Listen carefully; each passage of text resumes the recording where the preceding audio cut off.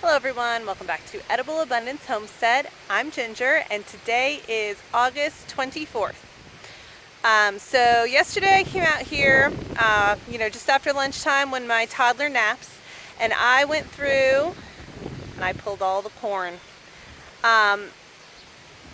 It was blazing hot and the humidity was like through the roof. It was so miserable. And then about an hour later, some sort of front passed through and the temperature dropped probably 15 degrees. I was probably out here in like the high 80s, and then it was down to like the mid 70s. And then we went out to a park, and a rainstorm came through and it got down to 68 degrees like late afternoon yesterday, which was kind of nice. And so today it's 70s, it's beautiful. I will take this weather all day because it's really nice and it's perfect weather for working outside in the garden. So anyway, so I ripped out the corn. I was kind of calculating it in my head. So the corn, it was ambrosia sweet corn from M.I. Gardner. So it was 99 cents for the pack, and it had like 22 seeds in it or something like that. So say 20. We got one big ear off of every single stalk. So that's putting that at 5 cents an ear. But they also all produced at least one, and some of them two, smaller ears. Now, a lot of those, when I came out yesterday to pick the last of them, they were just no good. They were either so bug eaten, and the problem was more that when there were bugs inside of them, they got moldy too. I think, when the husk gets opened a little bit, it lets mold get in and stuff. Some of them were honestly so dry they were starting to shrivel up a little bit. So those went to the chickens as a treat. But I'm very happy with the sweet corn, and I will definitely be growing it again. And I realized this morning, too late, I should have saved some seeds from the sweet corn next year. That's okay. The chickens enjoyed it, and I will remember it next year. So anyway, so now I have a few weeds I need to clear out. I'm going to plant some roots. I went through my seeds. Holy cow, do I have a lot of carrot seeds. Carrot seeds are tiny. These each have, hundreds and hundreds of seeds in each packet. So what I have here, if you can see them, I have wound up with quite a few carrot seeds. The ones I actually ordered were like, I've got a couple of rainbow mixes. I've got the Black Nebula from Baker's Creek. Well then, through the children's garden thing that we do, my kids get a free seed pack every time we do an event there. So they got scarlet carrots and another rainbow mix. Then I got my lettuce seed order from Baker's Creek a couple days ago, and my free seed pack are Amarillo carrots. So those are yellow carrots. So I have tons and tons and tons of carrots. So these are going to get planted. I think what I'm going to do, I'm doing carrots and beets. I think I'm going to do like 2 rows of each today, and then I'm going to write on my calendar in about 2 weeks or so to do 2 more rows of each. So there's a beet plant right there that's been there all summer and is probably not going to be worth eating, but I'm going to use it as a marker. So I'm going to put my 2 rows of beets down by it, and then the 2 rows of carrots next to that. For beets, I have, what are these? Ruby Queen, I think? Yes, Ruby Queen and Kyoga. I don't have a lot of beet seeds. There's plenty of seeds in here, but if I get a chance, I might grab some more beet seeds. My son can tear up some pickled beets, as it turns out. So I would like to grow enough beets to can some pickled beets for him. My girls like beet chips, and I like beet chips too. The pickled beets are okay. They're not really my favorite. Roasted beets, they're okay.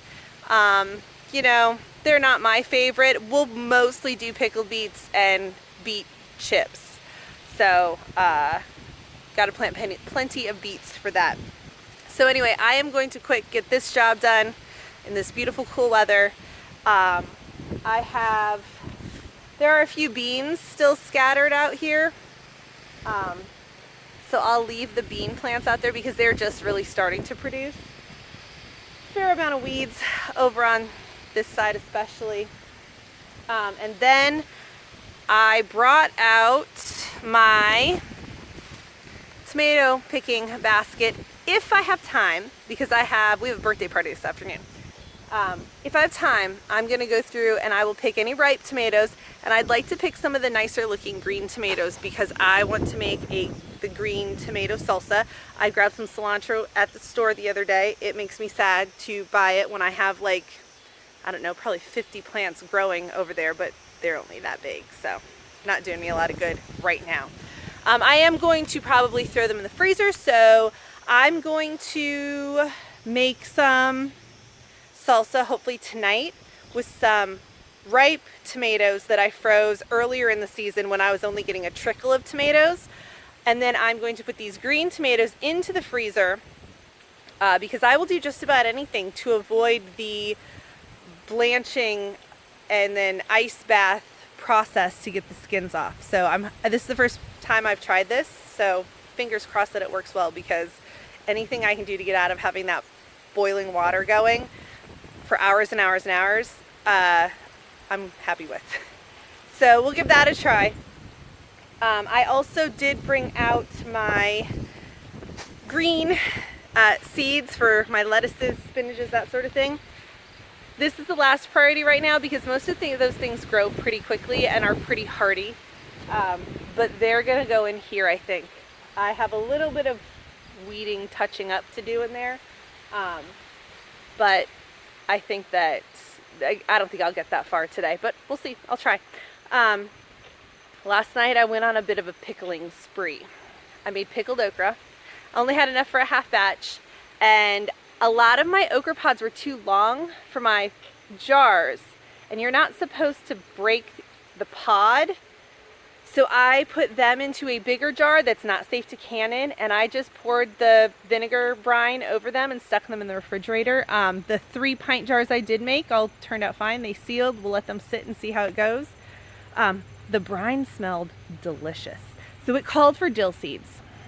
I didn't have dill seeds in my pantry. I have mustard seeds. I have celery seeds. I have dill. I probably could have substituted just, dried dill. But I've saved dill seeds in years past. So I went into my seed collection and pulled out my saved dill seeds and used that in my okra pickles. So here's yay for seed saving. So actually this dill that grows this fall, I want to make sure I save some of those seeds as well, because it turns out I have a good recipe that calls for them. And then I went after the noodle beans and I started some ferments with them. I did just a basic kind of a garlic dill recipe. So recipe's a strong word. I found this awesome video that explains how to calculate the amount of salt that you need in a jar, and so I used that. And I kind of got inventive with my recipes. I looked up a few recipes on Pinterest and they weren't even all intended for fermenting, but because I found this formula for figuring out yourself what you need, I just kind of went for it. So anyway, so I did a garlic dill. I did a spicy one that I tossed a jalapeno in. It's not going to be super spicy, but we'll give it a try. And then I found one that they called it pizza pickles. And it was oregano, tomato, garlic, and the beans. I'm going to try that too. So we'll see how that goes. All right, I'm going to get to work. Get the weeds out, get the seeds in, and see how far I get and what time it is. So as always, time has gotten away from me and I didn't get as much done as I wanted. I did plant the carrots and the beets. So I came out and I started pulling weeds and I realized that the dirt was a lot more compacted than I realized. Because I just pulled out all the corn, pulling out those roots loosened the dirt up pretty well, but we'd really been using the rows of corn as walking paths quite a lot because it was very easy to walk between the rows of corn. So I ended up pulling out the actual hand tiller and tilling a bit, because the one thing, especially with carrots, if your soil isn't loose, you're not going to grow nice big long carrots, because once they start hitting really hard compacted soil, they're not going to be able to grow any farther. So anyway, so I ended up doing things, seeds planting got a little out of control. So I did a row of Kyoga and then a row of the Ruby Queen beets. And then I realized there was kind of a big space between those rows, but it wasn't really a space that we could walk in. So I did another row of the Ruby Queen right down the middle. So now I have 3 rows of beets right here. And the carrots, I started rushing, and I'm rushing now. So basically, I took my oldest seed packets first.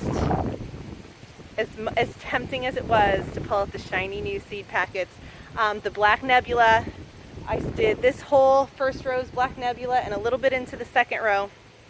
Then I did one of the packs that looked like rainbow mix were actually Little Fingers, so they're an orange carrot. I finished them off up the middle. No, I did them maybe on the other side. I don't remember. They're all carrots. They're gonna get pulled, and I don't really care what kind they are. I'll figure it out when I pull them up. Anyway, so I finished off that packet. I did the Amarillo seeds, which was the free seed from Baker's Creek. Now that packet didn't have a ton in them, which is not surprising because it was a free seed packet. So I did all of those, and then I pulled out the Scarlet ones, which was a very full packet, and I just kind of finished off with those. So I was kind of careful about spacing the beet seeds out nicely and neatly in pretty rows. The carrots, I kind of just went along the row and sprinkled them. Carrot seeds are so tiny, and I'm probably going to have to thin them pretty heavily, but some of those carrot seeds, you know, they were 2 or 3 years old. Some of them were brand new, but some were 2 or 3 years old, and this is very, very heavily seeded. So I'll have to see kind of what comes up, how close they come up to each other, thin them, or I might possibly just let them get a little bit big and then just pull them at kind of like a baby carrot stage almost. We'll see. We'll see how they come up. I mean, tiny seeds like this, you never know, especially it could rain, they could get washed. I kind of made a path down the middle that I walked on a lot, so that I could see where to walk when we walk through here. I need to be careful. I got a little bit closer to the noodle beans down there, the green noodle beans, than I had intended. So we're gonna have to be careful going around that arch. But that's gonna have to be it for today. I gotta get in the house and get ready to go to a birthday party for a friend. So thank you so much for watching.